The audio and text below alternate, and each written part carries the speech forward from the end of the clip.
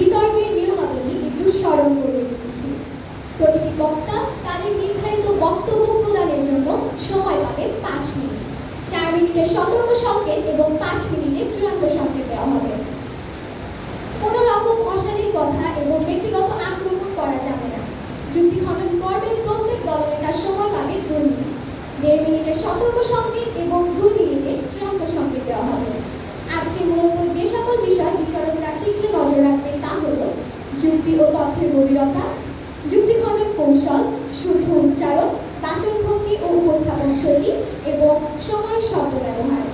এই পর্যায়ে আমি সম্মানিত সভাপতি মহোদয়কে মঞ্চে তার আসন গ্রহণ করার জন্য এবং অনুষ্ঠান পরিচালনার জন্য বিনীত অনুরোধ জানাচ্ছি।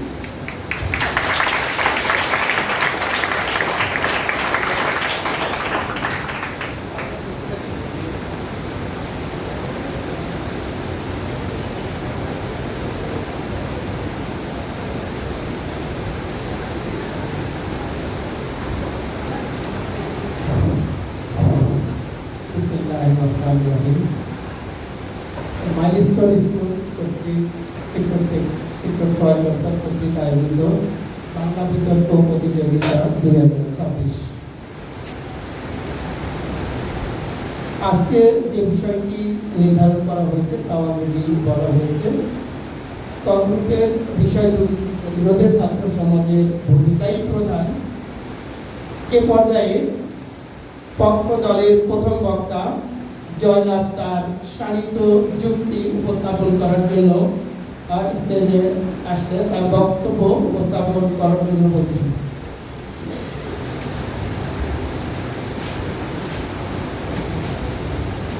তরুণ হাতেই রুদ্ধে আকার ভাঙবে দুর্নীতির কালো হাত, ছাত্র সমাজে আনবে দেশের স্বচ্ছ নতুন এক প্রভাত। আজকে বিতর্কের এই মহান মঞ্চে আমাকে বক্তব্য প্রদানের সুযোগ দেওয়ার জন্য মাননীয় সভাপতিকে অসংখ্য ধন্যবাদ জানাচ্ছি। আজকে বিতর্কের বিষয়টি হচ্ছে দুর্নীতি প্রতিরোধে ছাত্র সমাজের ভূমিকাই প্রধান। আমি এবং আমার দল বিষয়টির পক্ষে অবস্থান করছি। আজকের বিষয়টিকে লক্ষ্য করলে প্রথমে আমরা বলতে পারি দুর্নীতি কি। দুর্নীতিকে যদি আমরা কবিতার ভাষায় বলতে চাই, দুর্নীতি হলো কালো ছায়া, রাশি দেশের স্বপ্ন মায়া, লোভের আগুন জলে মনে, ন্যায় হারায় ক্ষণে ক্ষণে। আর ছাত্র জীবন হলো চরিত্র গঠনের শ্রেষ্ঠ সময়। একজন ছাত্র যখন পরিবার এবং স্কুল থেকে শিখবে অসুবিধা অবলম্বন করা অপরাধ, তখন সেই শিক্ষা সে সারা জীবন গ্রহণ করবে। ছাত্ররা পারে পরিবারের বড়দের অন্যায়ের বিরুদ্ধে সচেতন করতে।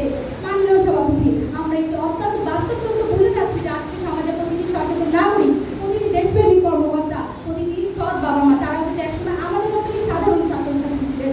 ছাত্র জীবনে মানুষ সততা এবং নৈতিকতা আসল আদর্শটা গ্রহণ করে, যা থেকে সারা জীবন সৎ পথে চলতে শক্তি যোগায়। মাননীয় সভাপতি, আমরা একটু উদাহরণে যদি হংকংয়ের দিকে তাকালে দেখতে পারবো ১৯৭০-এর দেশকে তারা যখন বড় আকারে দুর্নীতি বিরুদ্ধে আন্দোলন শুরু করেছিল, তখন ছাত্র সমাজকে বেশি গুরুত্ব দিয়েছিল, যার ফল তারা আজ ভোগ করছে। মাননীয় সভাপতি, নোবেল বিজয়ী বীর নারী মালালা ইউসুফজাই তিনি তাদের ভাষায় একটি ঐতিহাসিক কথা বলেছিলেন। তিনি বলেছিলেন, ইয়া মাসুম ইয়া কুনহা ইয়া কিতাব আর ইয়া কালাম ওয়ালাইশি নান্দাই বাদলাকি। অর্থাৎ একজন শিশু, একজন শিক্ষক, একটি বই এবং একটি কলম পুরো পৃথিবীকে বদলে দিতে পারে। মাননীয় সভাপতি, এই শিশু এবং এই কলমই তো হলো ছাত্র সমাজ। এই কলম যখন সততার পক্ষে কথা বলে, তখন পৃথিবী বড় বড় দুর্নীতিবাদের বিষয়ে মাননীয় সভাপতি, শুধু বাংলাদেশ নয়, বাংলাদেশের নোবেল বিজয়ী ডক্টর মোহাম্মদ ইউনূস ছাত্রদের নিয়ে একটি কথা বলেছিলেন। তিনি বলেছিলেন, ছাত্ররাই হলো আলাউদ্দিনের চেরাগের মতন, এরা যখন একবার জেগে ওঠে তখন অসম্ভবকে সম্ভব করে ছাড়ে, আর এরাই ভাবে মাননীয় সভাপতি, নোবেল বিজয়ীর নাম ২০২৪ সালে আগস্টের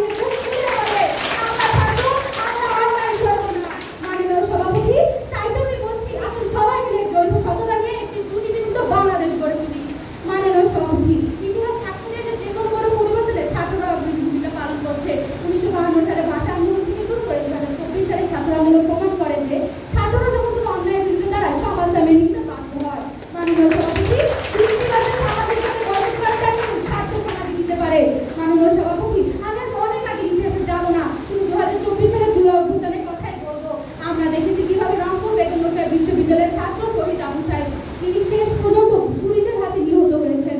আমরা দেখেছি ইউপিএফ ছাত্র আইনের মাহবুব রক্ষা মুগ্ধকে, যিনি শেষ মুহূর্ত পর্যন্ত পানি বিলিয়ে শহীদ হয়েছেন। আরো অনেক ছাত্রছাত্রী শহীদ হয়েছেন। তারা কোনো দীর্ঘদিন নাম ছিলেন না মাননীয় সভাপতি, তারাও আমাদের মতোই সাধারণ ছাত্রছাত্রী ছিলেন, কোনো লোভের কারণে নয়। এই ছাত্ররা রাজপথে বুক পেতেছিলেন একটি বৈষম্যহীন এবং দুর্নীতিমুক্ত দেশ গড়তে। আজ এই ঘটনাগুলো সবচেয়ে বড় প্রমাণ, দুর্নীতিমুক্ত দেশ গড়তে পারবে কেবল ছাত্ররাই। মাননীয় সভাপতি, আমরা এই মঞ্চটাকে করিয়া আমার শিক্ষা প্রতিষ্ঠান মাইলস্টোন কলেজের শিক্ষা এবং আদর্শকে তুলে ধরবো। মাইলস্টোনে উন্নয়ন প্রতিদিন আমরা যে সততার পাঠ দিচ্ছি, পরীক্ষা হলে যে কঠোর শৃঙ্খলার মধ্যে দিয়ে কিছুতে মেধার চর্চা করছি, তা কেবল পরীক্ষা পাশের জন্য নয়, এই মেধাই আমাদের মেরুদণ্ডকে শক্ত করে তুলছে। আমরা এই মহিলাদের গর্বের সাথে আমার শিক্ষা প্রতিষ্ঠান মাইলস্টোন কলেজের শিক্ষা ও আদর্শকে তুলে ধরবো। মাইলস্টোনে আমি এই মঞ্চ থেকে প্রতিজ্ঞা করছি, মাইলস্টোন থেকে সকল নীতি শিক্ষা এবং আদর্শকে বুকে ধারণ করে বড় হয়ে কোনো অন্যায় বা দুর্নীতির কাছে মাথা নত করবো না, এবং আমার এই তরুণাতে আগামী দিনে আমার এই গর্ব। তাই তো আমি বলছি, মাইলস্টোনের ছাত্রী আমি, সততাই মোর বল, মনের আলো বুঝবে দেশের আধার কোলাহল। আইন করো নাকি আদর্শ করো? আইন ফাঁকি দেওয়া যায়, কিন্তু ছাত্রী জীবনে করে কি আদর্শ ফাঁকি দেওয়া যায়? পরিশেষে আমি বলতে চাই, লড়াই করে আনবো আলো, অন্যায় সব গর্ব শেষ, আমরা ছাত্ররাই গর্ব এবার দুর্নীতিমুক্ত বাংলাদেশ। ধন্যবাদ মাননীয় সভাপতি, ধন্যবাদ। ধন্যবাদ জয়নাব হাসান, সুন্দরভাবে তার যুক্তি উপস্থাপন করেছেন।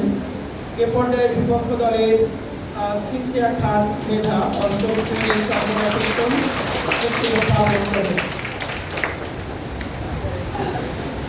অন্যায় যে করে আর অন্যায় যে সঙ্গে তত ঘৃণা যেন তার এই তৃণমূল সরকারে। মাননীয় সভাপতি কবিগুরু রবীন্দ্রনাথ ঠাকুরের অবদান আমাদের অন্যায় বিরুদ্ধে দাঁড়ানোর শক্তি।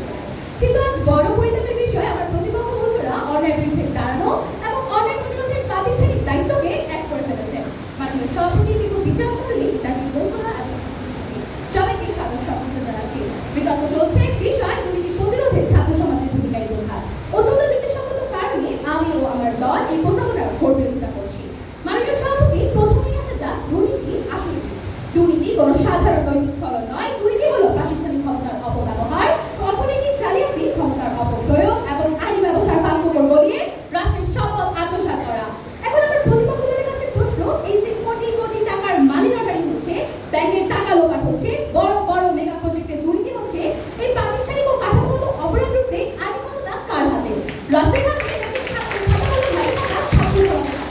ক্ষমতা ছাড়া দুর্নীতি প্রতিরোধ করা অসম্ভব। তাই ছাত্রদের ভূমিকা এখানে কখনোই প্রধান হতে পারে না।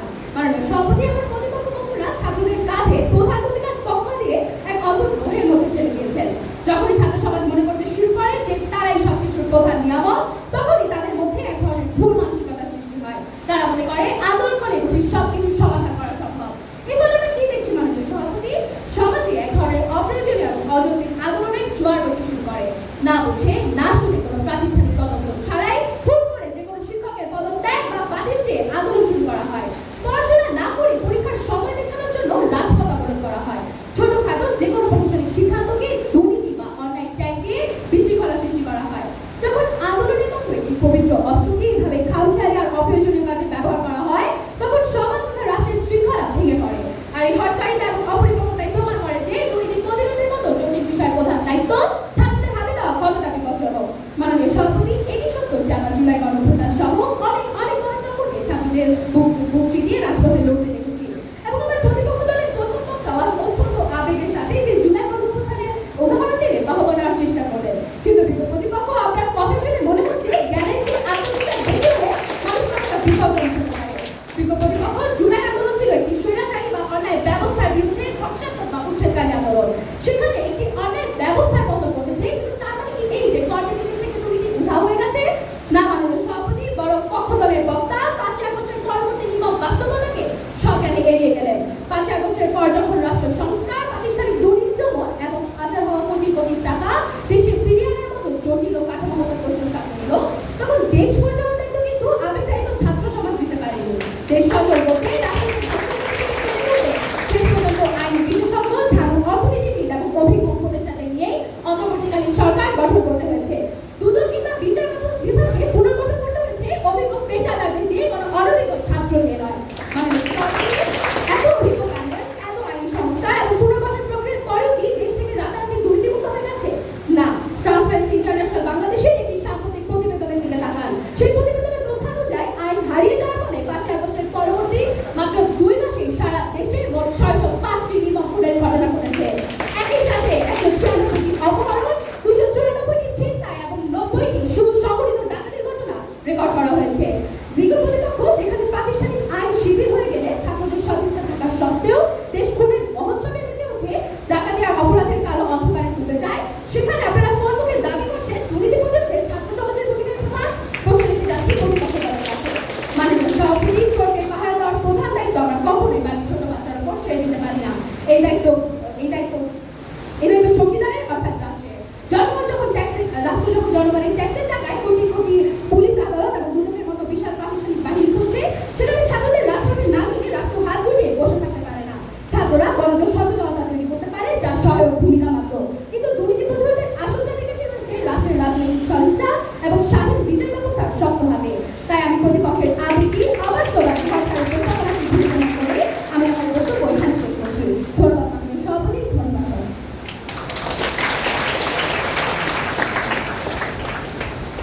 ধন্যবাদ সিনথিয়া খান মেধাকে।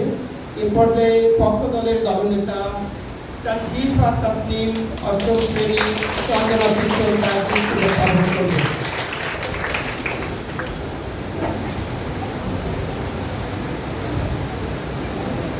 অন্যায় যখন দাঁত বসায় স্বপ্ন ভরা প্রাণে, ছাত্র তখন আগুন হয়ে জলে প্রতিবাদে গানে। ঘুষের দেয়ালে কাঁপতে থাকে সত্যের বজ্রধ্বনি, তরুণ রায় ইতিহাস লেখে বদলে দেবার বাণী। ধন্যবাদ মাননীয় সভাপতি, আমাকে বিতর্কের এই মহান মঞ্চে বক্তব্য প্রদানের সুযোগ করে দেবার জন্য। আজ আমি এমন এক বিষয়ের পক্ষে দাঁড়িয়েছি যে শুধু বিতর্কের বিষয় নয়, এটি একটি জাতির অস্তিত্বের প্রশ্ন। বিষয়টি হলো দুর্নীতির প্রতিরোধে ছাত্র সমাজের ভূমিকায় প্রধান। বন্ধুগণ, দুর্নীতি কোনো সাধারণ অপরাধ নয়, এটি এমন একটি বিষাক্ত সাপ যা ধীরে ধীরে একটি রাষ্ট্রের শিরায় শিরায় বিষ ছড়িয়ে দেয়। এই দুর্নীতির কারণেই যোগ্য মানুষ বঞ্চিত হয়, অযোগ্য মানুষ পদ পায় ও সততা উপহাসে পরিণত হয়। আজ একজন বাবা তার সন্তানের পড়ালেখার খরচ চালাতে গিয়ে নিঃস্ব হয়ে যাচ্ছেন। তিনি জানেন শুধু যোগ্যতা থাকলে হবে না, লাইনও লাগবে। এটি দুর্নীতির সবচেয়ে ভয়ঙ্কর রূপ। এটি শুধু টাকা চুরি করে না মাননীয় সভাপতি, এটি মানুষের বিশ্বাসও চুরি করে। মাননীয় সভাপতি, আমরা সবাই এমন একটা সমাজ চাই যেখানে কাজ করাতে এলাকার বড় ভাইদের চা নাস্তার খরচ আলাদা করে দিতে হয় না, সত্য কথা বলে বিপদে পড়তে হয় না, সৎ মানুষকে বোকা বলা হয় না। কিন্তু প্রশ্নটা হলো, এরকম একটা সমাজ বানাবে কে? শুধু আইন, শুধু সরকার, নাকি আমরা সবাই মিলে? আমি বলবো এই পরিবর্তনের আগুন সর্বপ্রথম জ্বালায় ছাত্র সমাজ। ভাবছেন ছাত্ররা পারবে না, বড়রাই সামলাবে। তাদের মনে করিয়ে দিক, বড়রা একদিন ছাত্র ছিল, তখন যদি ভিতরে শব্দ না হয়, উপরের তলায় কিন্তু হঠাৎ করে শব্দ হয়ে যাবে। মাননীয় সভাপতি, দুর্নীতি ছাড়া চাকরি হয় না। যে দেশে টাকার কাছে নেয় বিচার মাধ্যম করে, সে দেশে দুর্নীতি শুধু অপরাধ নয়, এটি একটি জাতীয় দুর্ভাগ্য। আর এই দুর্ভাগ্যের বিরুদ্ধে ছাত্র সমাজের, কারণ আজকের ছাত্ররা চুপ থাকে না, তারা এখন সচেতন ও প্রতিবাদী। যার বাস্তব উদাহরণ আমরা ২০২৪ সালের গণ অভ্যুত্থানে দেখেছি। ছাত্র জনতার কেন্দ্রীয় প্রতিবাদী রূপের সামনে হার মানতে বাধ্য হয়েছে ফ্যাসিবাদী সরকার সহ দেশের উচ্চপদস্থ কর্মকর্তাগণ। বিজ্ঞ প্রতিপক্ষ তখন কোথায় ছিল আপনার প্রশাসনিক কর্মকর্তারা? প্রশ্ন করেছে।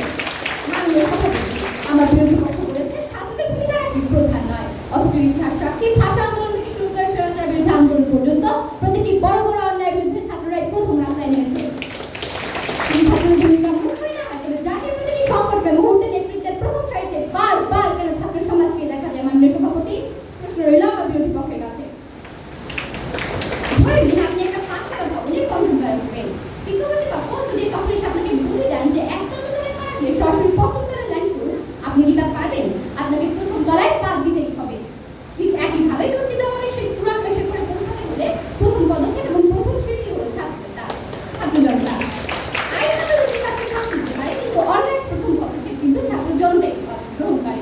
বিরোধী পক্ষের কাছে আমার প্রশ্ন, আইন দুর্নীতিবাদকে শাস্তি দিতে পারে, কিন্তু সেই শাস্তির দাবি প্রতিবাদ এবং সামাজিক চাকরির আগুনটা কে জ্বালায়? আইন নাকি গর্জে ওঠা ছাত্র জনতা? একটা সরকারি বিদ্যালয়ে মধ্যাহ্নভোজের জন্য বরাদ্দ টাকা আসে, কিন্তু খাবারের মান দিন দিন খারাপ হচ্ছে। শিক্ষক কর্মকর্তা অনেকে বিষয়টি লক্ষ্য করলেও কেউ ভয়ে মুখ খুলতে পারছেন না। শেষ পর্যন্ত কয়েকজন ছাত্র মিলে বিষয়টি প্রকাশ করে, যার পর দেখা যায় তদন্তে বরাদ্দের একটি অংশ আত্মসাৎ করা হচ্ছিল। এ পর্যায়ে বিরোধী পক্ষের কাছে আমার প্রশ্ন, যখন দায়িত্বপ্রাপ্তদের সামনে দুর্নীতি চলছিল, তাদের বিবেকী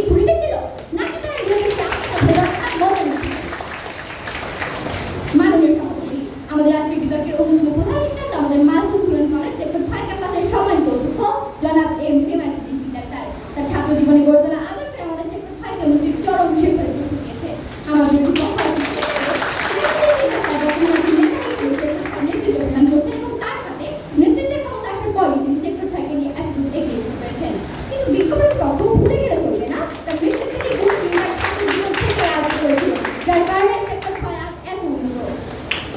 মাননীয় সভাপতি, আমার বিরোধী পক্ষ বোঝাতে চাইলে দুর্নীতি দমনের ফাইলে ছাত্রদের নাকি হাত নেই। আমার বিরোধী পক্ষ হয়তো দুর্নীতি দমন ও দুর্নীতি দমনের আইনি প্রক্রিয়া বিষয়টির মধ্যে গোলমাল লাগিয়ে ফেলছেন। এছাড়াও সমাজ উন্নয়নের দায়িত্বে থাকা অনেক সমাজী ব্যক্তিরা ফাইল ঘোরাতে ঘোরাতে এমন দক্ষতা অর্জন করেছে যে মনে হয় অলিম্পিকে ফাইল রিলিজ চালু হলে গোল্ড মেডেল নিশ্চিত। অপ্রকল্পের পর প্রতিশ্রুতির পর প্রতিশ্রুতি শোনা যায়, অথচ তা কার্যকর করার সময় ঘড়ির কাঁটা যেন থেমে যায়। একই বিষয় যখন ছাত্রের সামনে আনে তখন সে অলিম্পিক ফাইল হঠাৎ করে স্প্রিন্ট শুরু করে, তখন বলতে যায় ছাত্র আসলে কোথায় কাজ করে। বিজ্ঞপ্তিপত্রের কাছে এবার আমার শেষ প্রশ্ন, সারা বছর যারা ফাইলের সঙ্গে রিলেজে ব্যস্ত তাদের ভূমিকা মুখ্য হলে ছাত্রদের ভূমিকাকে গৌণ করার সাহস আপনারা কোথায় পান? সম্মানিত শ্রোতাবৃন্দ, দুর্নীতির বিরুদ্ধে যুদ্ধ শুধু আইনের যুদ্ধ নয়, এটি বিবেকেরও যুদ্ধ। আর সেই বিবেকের সবচেয়ে শক্তিশালী কণ্ঠ ছাত্র সমাজ। তাই আমি দৃঢ় কণ্ঠে আবারও বলছি, দুর্নীতি দমনে ছাত্রদের ভূমিকায় প্রধান এবং মুখ্য।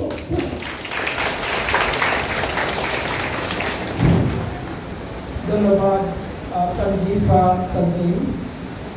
এ পর্যায়ে বিপক্ষ দলের দ্বিতীয় বক্তা সুমাইয়া অরিন অর্থনীতি রাজনৈতিক প্রাচীন রোমান দর্শনে একটি বিখ্যাত প্রবাদ আছে, কুইড লেগেস সিনোই মরিবুস বানাই প্রফেশন, অর্থাৎ সুনির্দিষ্ট নৈতিকতা, প্রশাসনিক কাঠামো এবং সুশাসন ছাড়া শুধু কথা আবেগ বা সাময়িক আন্দোলনের কোনো মূল্য নেই। ধন্যবাদ মাননীয় সভাপতি আমাকে আজকের এই মহান মঞ্চে বক্তৃতা করে দেওয়ার জন্য। শাসক গোষ্ঠীর দুর্নীতির যাতাকলে দুর্ভিক্ষের জ্বালায় ক্ষুধার্ত কবি রফিক আজাদের হাহাকার শুনতে পাই। উদ্দিন পতাকা সহ খাদ্যমন্ত্রী ও মন্ত্রীর গাড়ি আমার ক্ষুধার কাছে কিছুই ফেলনা নয়। আজ ভাবতে হারামজাদা, তারা হলে মানচিত্র খাবো। আজ যাচ্ছে আমার সোনার বাংলা, লুট হয়ে যাচ্ছে আমাদের স্বপ্ন। এই পশু অপেক্ষা অধমদের ছাত্রদের রাজপথের স্লোগান ঠিক কিভাবে সংশোধন করবে বিপ্লব প্রতিপক্ষ?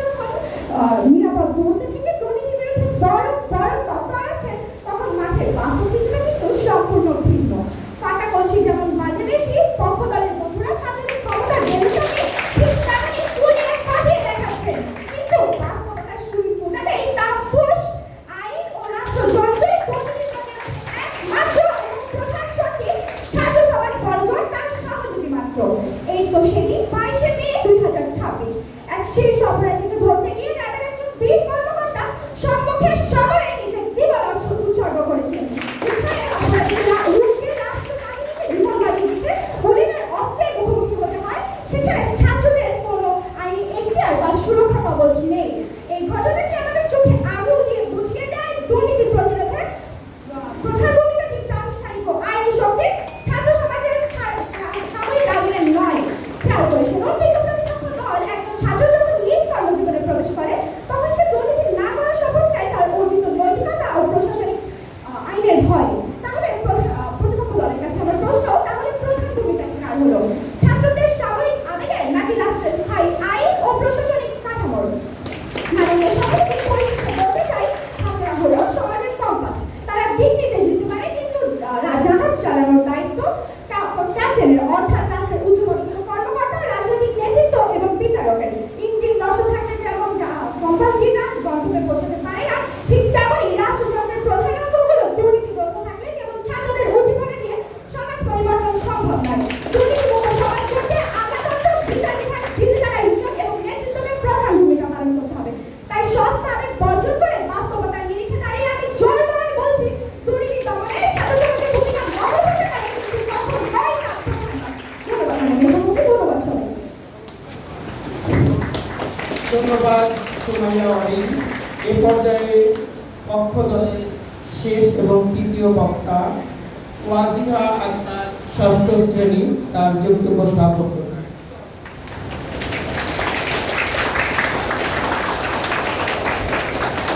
কয়লাতলে টেবিলের নিচে যারা খুঁজে শুধু ঘুষ, ছাত্র জনতা তারা খেলে ভাই নিমিশে হারাবে হুঁশ। কাগজের আইনের কাজ হবে না, টক ঘুমে যে কাটছে বেলা। আমরা নামলে বন্ধ হবে এই দুর্নীতিবাজদের খেলা। ধন্যবাদ মাননীয় সভাপতি, আমাকে বিতর্কের এই মহান মঞ্চে বক্তব্য প্রদানের সুযোগ করে দেওয়ার জন্য। মাননীয় সভাপতি, দুর্নীতি হলো একটি জাতির ক্যান্সারের মতো।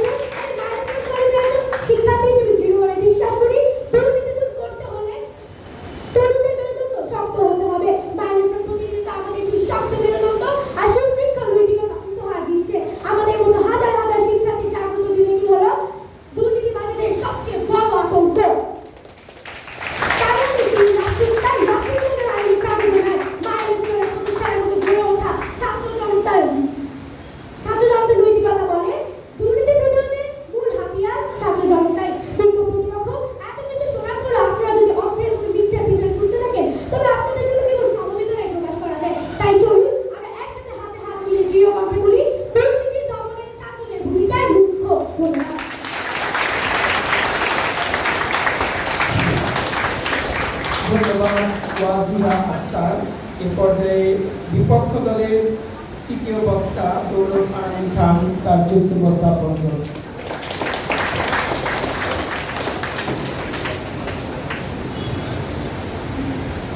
The youth may blow the whistle loud, a brief storm inside a passing cloud. But storms can never mend the floor, nor lock corruption's iron door.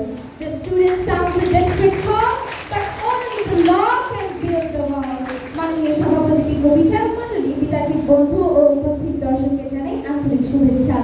আজ আমি এমন এক প্রস্তাবের বিপক্ষে দাঁড়িয়েছি যে প্রস্তাবটি অত্যন্ত আবেগঘন, অত্যন্ত আকর্ষণীয়, কিন্তু গভীরভাবে বিশ্লেষণ করলে তা বাস্তবতার সাথে কোনো সামঞ্জস্যই রাখে না। মাননীয় সভাপতি, আমার পক্ষদলের বন্ধুরা এতক্ষণ ধরে শুধু দুর্নীতি দুর্নীতি বলে চিৎকার করে গেলেন, কিন্তু দুর্নীতির জিনিসটা আসলে কোথায় হয় সেই ঠিকানাই তাদের জানা নেই। আমি আমার প্রতিপক্ষ দলের কাছে খুব সাধারণ একটি প্রশ্ন রাখতে চাই, যে ফাইলে সই করলে কোটি কোটি টাকা পাচার হয়ে যায়, সেই ফাইলে সই করা কলমটা কি কোনো ছাত্রের হাতে থাকে? যে টেবিলের নিচে কোটি কোটি টাকা ঘুষের লেনদেন হয়, সেই টেবিলে কি কোনো ছাত্র বসে? মাননীয় সভাপতি, টেবিলটা যাদের, কলমটা যাদের, ক্ষমতার চাবি কাঠি যাদের, দুর্নীতি প্রতিরোধের প্রধান দায়িত্বটা তাদেরই। সুতরাং কোন অপরাধ থেকে মাইল মাইল দূরে দাঁড়িয়ে থাকা ছাত্র সমাজকে এই যুদ্ধের প্রধান সেনাপতি দাবি করা তাত্ত্বিক বিলাসিতা ছাড়া আর কিছুই না। কিন্তু আশ্চর্যের বিষয় হলো, আজ আমাদের বোঝানোর চেষ্টা করা হচ্ছে যে দুর্নীতি প্রতিরোধের প্রধান দায়িত্ব নাকি ছাত্রদের। মাননীয় সভাপতি, বিষয়টা অনেকটা এমন যে রান্না অন্য কেউ করবে, লবণ অন্য কেউ দিবে, কিন্তু তরকারি পুড়ে গেলে দোষ দেওয়া হবে পাশের ঘরে বসে থাকা অতিথিকে। কিন্তু বিতর্কের মঞ্চে আমরা আমেরিকার যুক্তি বিচার করি, আর যুক্তি বলছে যেখানে ক্ষমতা নেই সেখানে প্রধান দায়িত্ব থাকতে পারে না। মাননীয় সভাপতি, আমাদের রাষ্ট্র কোনো মগের মূল্য নয় যে যার যখন খুশি তখন এসে দুর্নীতি প্রতিরোধে নেমে যাবেন। বাংলাদেশ আইন 2004 সালে দুর্নীতি দমন কমিশনের 17 ধারা অনুযায়ী দুর্নীতি অনুসন্ধান ও তদন্তের একক আইনি কর্তৃত্ব কেবল দুদকের হাতে, এবং সংবিধানের 109 ধারা অনুযায়ী বিচার ক্ষমতা কেবল আদালতের হাতে। একজন ছাত্র আইনিভাবে কাউকে চোর বা দুর্নীতিবাজ সাব্যস্ত করতে পারে না, ব্যাংক অ্যাকাউন্ট ফ্রিজ করতে পারে না, এমনকি কাউকে জেলেও পাঠাতে পারে না। আমার প্রতিপক্ষদের বন্ধুদের উদ্দেশ্যে বলছি, যে শক্তি অপরাধীকে শাস্তি দেওয়ার কোনো এনফোর্সমেন্ট পাওয়ারই নেই, তাকে আপনারা দুর্নীতি নামক ক্যান্সার প্রতিরোধে প্রধান শক্তি বা বলছেন কোন আক্কেলে? মাননীয় সভাপতি, একটি বহুতল ভবন দাঁড়িয়ে থাকে তার শক্ত ভিত্তির উপর, জানালার কাচের উপর নয়। ছাত্র সমাজ হলো সেই কাচের জানালা যা বাইরে থেকে আলো দেখায়, কিন্তু ভিতরে মূল কাঠামো তৈরি করে রাষ্ট্র, আইন ও বিচার ব্যবস্থা। আজ প্রতিপক্ষদের মত হচ্ছে যদি ছাত্রদের ভূমিকায় প্রধান হতো, তবে বাংলাদেশের শিক্ষা প্রতিষ্ঠানগুলোতে আজ ছাত্র রাজনীতির নামে দুর্নীতি, সিট বাণিজ্য বা চাঁদাবাজির মতো কালো অধ্যায়ের আর রচনা হতো না। লক্ষ্য যখন নিজে মানুষের কর্তব্যের ভূমিকায় অবতীর্ণ হয়, তখন তাকে প্রধান শক্তি বলাটা কেমন একটা চাটুকারিতা হয়ে যাচ্ছে না? রাষ্ট্রবিজ্ঞানের পাতায় তাকালে একটি বহুল স্বীকৃত নীতি পাওয়া যায়, রেসপন্সিবিলিটি ফলোস অথরিটি, অর্থাৎ কর্তৃত্ব যেখানে দায়িত্ব সেখানে। এটি কোনো বক্তার আবেগ নয়, এটি প্রশাসনিক বিজ্ঞানের মৌলিক সত্য। মাননীয় সভাপতি, ধরুন একটি বিশ্ববিদ্যালয়ের 20,000 ছাত্র দুর্নীতির বিরুদ্ধে স্লোগান দিচ্ছে, অন্য প্রান্তে প্রশাসনের নেই কোনো জবাবদিহিতা, প্রকাশ হচ্ছে না অডিট এবং নিয়োগের স্বচ্ছতা তো আগেই বাদ যাচ্ছে। তাহলে কি দুর্নীতি বন্ধ হবে? না।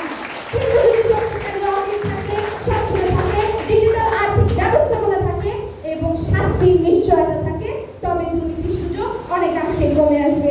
মাননীয় সভাপতি, আমার পক্ষদলের বন্ধুরা বলা উচিত 2024-এর অভ্যুত্থানের কৃতিত্ব এককভাবে ছাত্র সমাজকে দিতে চান, কিন্তু ইতিহাস সাক্ষী যতদিন এটি শুধু ছাত্র আন্দোলন ছিল, ততদিন রাষ্ট্রতন্ত্র এটাকে দমন করার ক্ষমতা রাখত। এই আন্দোলন সফল গণ অভ্যুত্থানের রূপ নিল কখন? যখন রিক্সা চালক থেকে শুরু করে গার্মেন্টস কর্মী, সাধারণ অভিভাবক, শিক্ষক ও সর্বস্তরের আন্দোলনটা রাজপথে নেমে এলো। রক্ত ছাত্ররা দিয়েছে সত্য, তবে তার চেয়েও বেশি রক্ত দিয়েছে এই দেশের খেটে খাওয়া মানুষ। ঐতিহাসিক আন্দোলনে ছাত্রদের গুরুত্বপূর্ণ ভূমিকা ছিল, তবে দুর্নীতি প্রতিরোধ একটি প্রশাসনিক ও আইনি প্রক্রিয়া। এখানে ছাত্ররা সহায়ক ভূমিকা পালন করে, মুখ্য ভূমিকা নয়। মাননীয় সভাপতি, 24-এর আন্দোলন যদি ছাত্রদের প্রধান ভূমিকা পালন করে, তবে 5ই আগস্টের পর ট্রাফিক নিয়ন্ত্রণ থেকে শুরু করে বাজার মনিটরিংয়ে ছাত্রদের নামার পরও আজ 2026 সালে এসে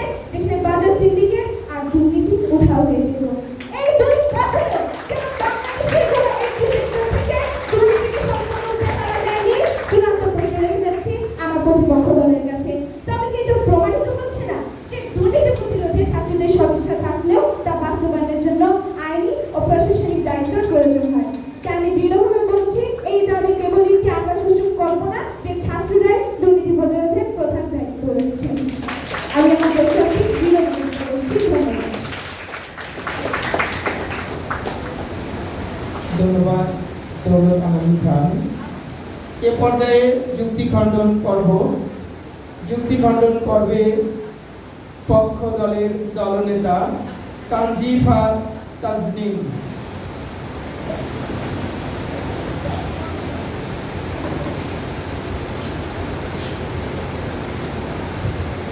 ধন্যবাদ মাননীয় সভাপতি, আমাকে বিতরণের এই মহান মঞ্চে আবার বক্তব্য প্রদানের সুযোগ করে দেবার জন্য। এতক্ষণ ধরে আমার বিরোধী পক্ষের বক্তব্য অত্যন্ত মনোযোগ দিয়ে শুনলাম। তারা বলেছেন উপর মহলে আপনার নেতারাই নাকি আইন করে দুর্নীতি বন্ধ করে দেবে।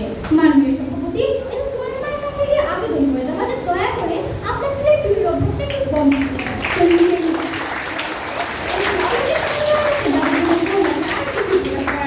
আমার বিরোধী পক্ষ বলেছে প্রশাসনের মতো ছাত্রদের আইনি কাজে হাত নেই। তাদের পক্ষ শুনে মনে হচ্ছে নির্মূলকরণ যন্ত্রের কোনো উন্নয়ন নেই, কারণ সে নিজে নিজে আগুন নেভাতে পারে না। বিরোধী পক্ষ হয়তো ভুলে গেলে যে সমাজে সতর্কতা নেই সে সমাজে আইন অনেক দেরিতে পৌঁছায়। আর এই সতর্কতার জোর কণ্ঠে ঘোষণা করে ছাত্র সমাজ। মাননীয় সভাপতি, দুর্নীতি প্রতিরোধে প্রধান ভূমিকা ছাত্রদের হওয়া সত্ত্বেও আমার বিরোধী পক্ষের তা অস্বীকার করার আপ্রাণ চেষ্টা দেখে মনে হচ্ছে তারা দুপুরবেলায় সূর্য দেখে বলছেন আলোটা ঠিক কোথা থেকে আসছে বুঝতে পারছি না।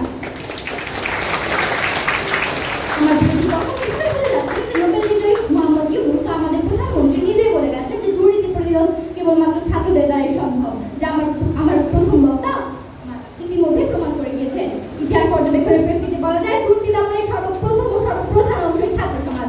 মাননীয় সভাপতি, প্রথম জিনিসটা অস্বীকার করে যারা সরাসরি আপনি আত্মনির্ভর দিচ্ছেন তাদের বলুন অবাধ্য চুক্তিতে বিতর্কের মঞ্চ গরম করা যায়, কিন্তু সমাজ বদলানো যায় না।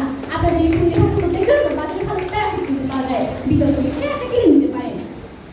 মাননীয় সভাপতি, সবচেয়ে মজার বিষয় হলো আমার বিরোধী পক্ষ আমাদের যুক্তিকে আবেগ বললেন, কিন্তু তারা হয়তো জানেন না ছাত্র জনতার আন্দোলন, গণজাগরণ এবং অন্যায়ের বিরুদ্ধে নেতৃত্ব দেওয়া এগুলো কোনো আবেগ নয়, বরং এগুলো সমাজ পরিবর্তনের বাস্তব শক্তি।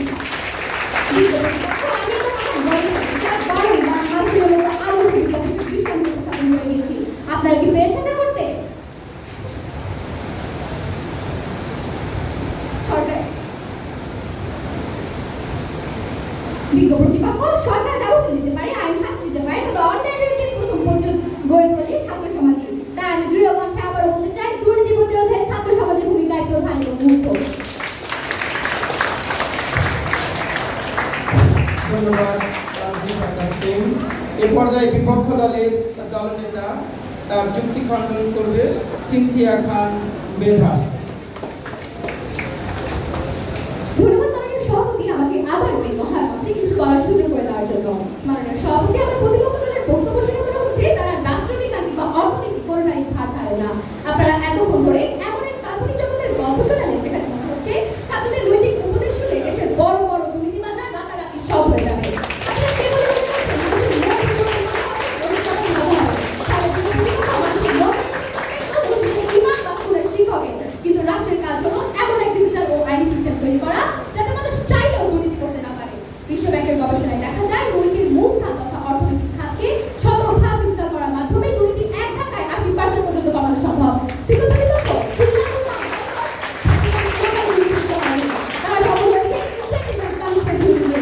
তারা একদিকে সরকারি কর্মকর্তাদের বেতন ভাতা এমন করে নিয়ে গেছে যাতে তাদের ঘুষ নেওয়ার প্রয়োজন না থাকে, এবং অন্যদিকে নিশ্চিত করেছে কঠোর শাস্তি ব্যবস্থা। মাননীয় সভাপতি, আমার প্রতিপক্ষ বন্ধুরা ছাত্রদের সুপারম্যান ভাবছেন, কিন্তু আমাদের বাঙালি পরিবারে চাক্ষুষ বাস্তবতা কি? কোনো ছাত্র যদি রাজপথে নামার জোশ দেখায় এবং তার সচেতন আব্বাজান যদি পেছন থেকে এসে পিঠে ঠাস করে দুটো থাপ্পড় দিয়ে বলে অনেক দেশ উদ্ধার করেছিস, এবার করতে বল। যে ছাত্র নিজের রিক্সা ভাড়া হোস্টেলে নাস্তার জন্য এখন আর পকেট খরচের উপর 100 ভাগ নির্ভরশীল, তাকে আপনারা বলেছেন দেশের দুর্নীতি দমনের প্রধান হাতিয়ার।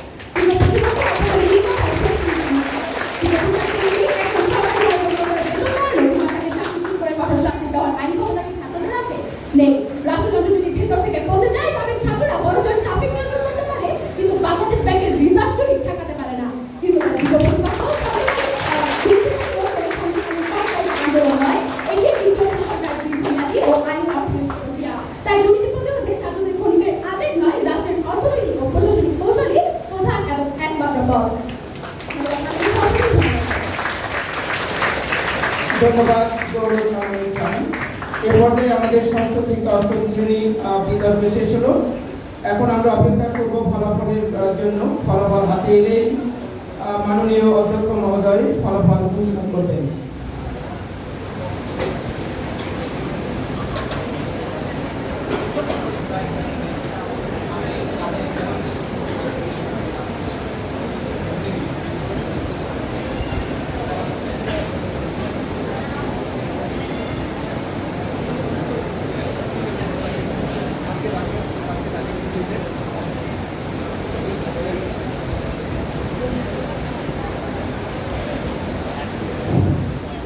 ফলাফল তৈরি হতে একটু সময় লাগবে।